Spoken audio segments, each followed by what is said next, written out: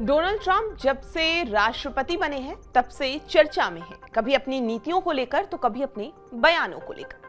Trump को एक ऐसे नेता के रूप में जाना जाता है जिन्हें चर्चा में रहना पसंद है।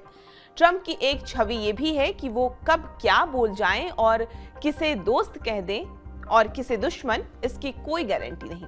अगर आप ट्रंप के दोस्त हैं तो अच्छी बात है, लेकिन आप इस उम्मीद के साथ दोस्ती निभाइए कि कभी भी आपको दुश्मनी गले लगा सकती है। इन दोनों ब्रिक्स देशों की मीटिंग हो रही है। पीएम मोदी भी इस मीटिंग में शामिल थे। यही ब्रिक्स अब ट्रंप को खटक रहा है। क्यों खटक रहा है, आज इसी बात को समझेंगे।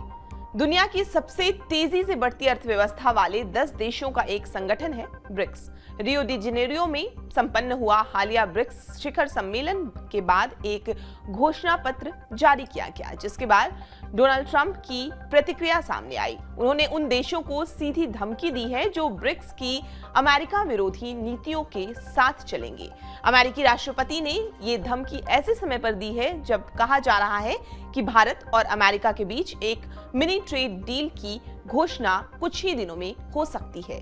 अमेरिका के राष्ट्रपति डोनाल्ड ट्रंप ने अपने ट्रुथ सोशल अकाउंट पर सोमवार को पोस्ट किया कि जो भी देश खुद को ब्रिक्स की अमेरिका विरोधी नीतियों के साथ जोड़ता है उस पर अतिरिक्त 10% टैरिफ लगाया जाएगा।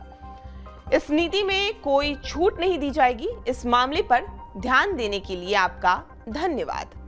ऐसा माना जा रहा है कि ब्रिक्स की रियो घोषणा पत्र के बाद ट्रंप ने ये पोस्ट किया है। दरअसल रियो घोषणा पत्र में कहा गया कि ब्रिक्स राष्ट्र एक तरफा टैरिफ और नॉन टैरिफ उपायों के बढ़ते इस्तेमाल पर गहरी चिंता व्यक्त कर रहे हैं। ये उपाय व्यापार के तरीके को बिगाड़ रहे हैं और विश्व व्यापार संगठन यानी WTO के मानदंडों का उल्लंघन करते हैं।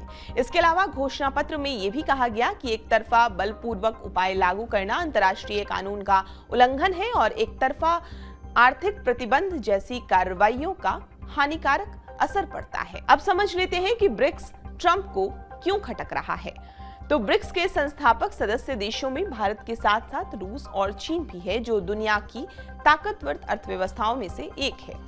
रूस और चीन आपस में अपनी करेंसी में व्यापार करते रहे हैं और साल 2022 में रूस ने ब्रिक्स देशों के लिए एक नई अंतर्राष्ट्रीय रिजर्व करेंसी का प्रस्ताव किया था।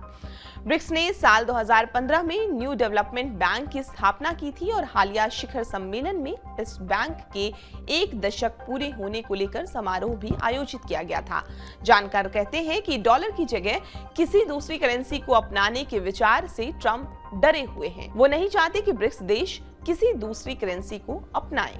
दुनिया भर में डॉलर को मीडियम ऑफ एक्सचेंज के तौर पर इस्तेमाल किया जाता रहा है, लेकिन देखा गया है कि अमेरिका उसका हथियार के रूप में वेपनाइज इस्तेमाल करने लगा है। अब एक सवाल ये है कि ट्रंप ने अगर ब्रिक्स देशों पर सख्ती बरती तो इसका भारत पर क्या असर होगा।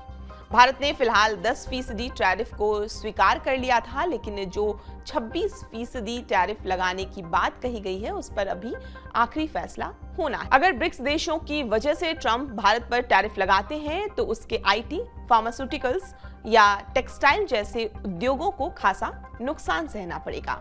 आपको ये पूरी जानकारी कैसी लगी हमें कमेंट करके जरूर बताएं और देश दुनिया की तमाम खबरों के लिए आप हमारे साथ बने रहें और देखते रहें TV9 डिजिटल।